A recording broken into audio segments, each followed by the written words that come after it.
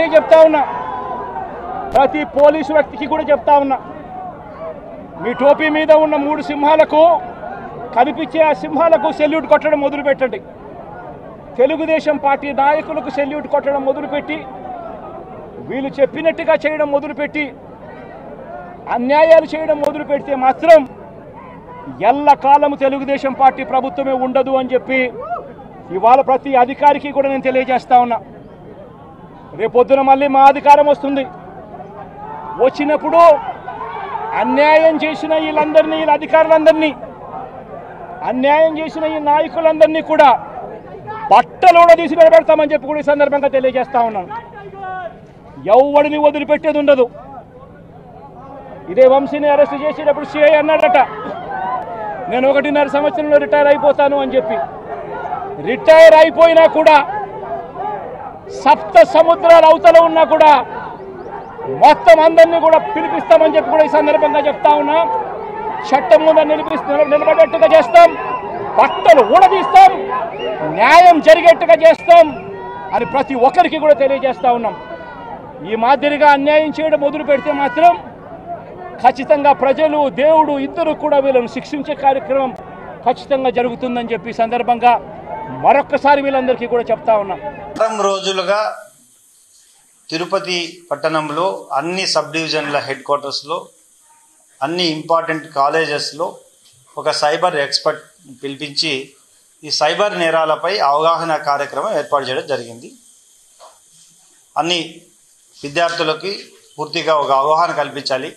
వాళ్ళు మొబైల్స్ ఏ విధంగా వాడుతున్నారు, యాప్స్ ఏ విధంగా డౌన్లోడ్ చేస్తున్నారు, వాటి వలన వచ్చే ఇబ్బందులు ఏంటి, ఇవన్నీ కూడా ఏర్పాటు చేయడం జరిగింది.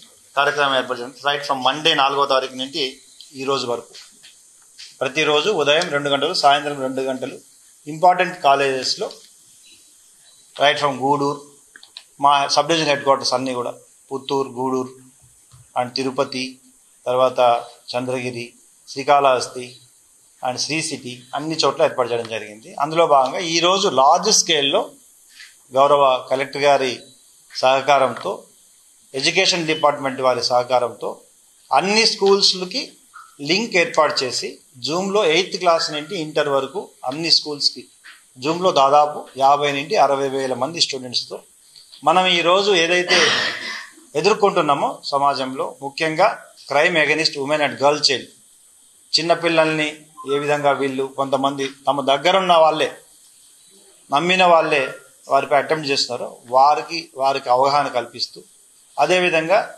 గాంజా మరియు డ్రగ్స్కి వ్యతిరేకంగా ఎటువంటి చట్టాలు ఉన్నాయి, ఏ విధంగా మీరు సమాజానికి తెలియజేయాలి, మీ తల్లిదండ్రులకు తెలియజేయాలి, సైబర్ క్రైమ్స్కి మనం లోన్ అవ్వకుండా ఏ విధంగా చర్యలు తీసుకోవాలి, ఇవన్నీ కూడా రైట్ ఫ్రమ్ స్టూడెంట్స్ నుండి అందరికీ తెలియజేయడం జరిగింది.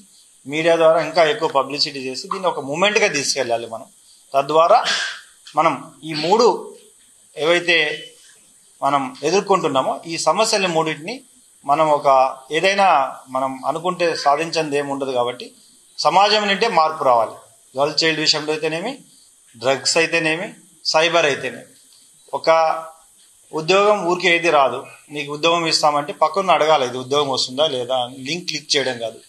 అదేవిధంగా అన్నెసెసరీ వీడియో కాల్స్ వస్తుంటే మనం ఓపెన్ చేయకూడదు. లేదా ఓటీపీ అడిగినప్పుడు కొంచెం ఆలోచించి ఫ్రెండ్తో మాట్లాడితే ఆ ఓటీపీ తెలుస్తుంది. సో ఇలాంటివన్నీ కూడా మనం అందరికీ, సొసైటీకి తెలియజేస్తే తప్పకుండా రాబోయే రోజుల్లో ఈ సైబర్ క్రైమ్ని, డ్రగ్స్ని, తర్వాత వీటిని కూడా పూర్తిగా మనం ఎదుర్కోగలుగుతాం. సో దాని గురించి ఒక మంచి అవగాహన కార్యక్రమం తిరుపతిలో ఏర్పాటు చేయడం జరిగింది. మీ ద్వారా ఇంకా ప్రజలకి తీసుకెళ్లాలని కోరుకుంటున్నాం. మేమైతే అబ్జర్వ్ చేయలేదు, మరి మీరు ఎవరి దగ్గర చెప్పండి, మీరు చూపించండి, తప్పకుండా ఇవ్వండి, మీరు తప్పకుండా అవి అందించండి, తప్పకుండా చేస్తాం. మరి వాళ్ళ ఫాదరే వచ్చి మీడియా ముందు ఆ రోజు హాస్పిటల్ దగ్గర చెప్పడం జరిగింది కదా, ఇవ్వండి, మీరు అది మీడియా పోలీస్ వారికి అందించండి.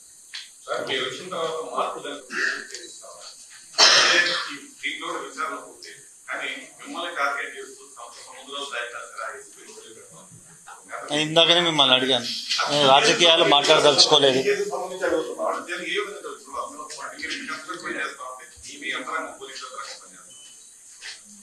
నేను ఒక all India service, Indian police service సంబంధించిన అధికారిని. నేను నేటివ్ ఆఫ్ ఆంధ్రప్రదేశ్, అనంతపూర్ జిల్లా. నాకు వెంకటేశ్వర స్వామి దగ్గర సర్వీస్ చేయాలని ఒక మంచి ఆశతో ఇక్కడికి రావడం జరిగింది. ప్రభుత్వం నన్ను ఇక్కడ అపాయింట్ చేసింది. నేను తప్పకుండా చట్ట ప్రకారమే ఉద్యోగం చేయడం జరుగుతుంది. గతంలో పోలీస్ యూనియన్లు గతంలో ఏదైనా ఒక అధికారాన్ని విమర్శిస్తే మీసాలు తొడలు కొట్టడం లాంటి వ్యవహారాలు చేసి ఇలాంటి బీజేపీ కానీ మీ మీద కానీ విమర్శ చేసిన కనీసం స్పందించడం. అందుకే నేను రాజకీయాలు మాట్లాడదలుచుకోలేదు. కేవలం ఈ కేసు విచారణ పూర్తయిందని చెప్పడానికి మిమ్మల్ని ఇక్కడ పిలవడం జరిగింది. తప్పకుండా చట్ట ప్రకారం నా విధి నేను నిర్వర్తిస్తాను.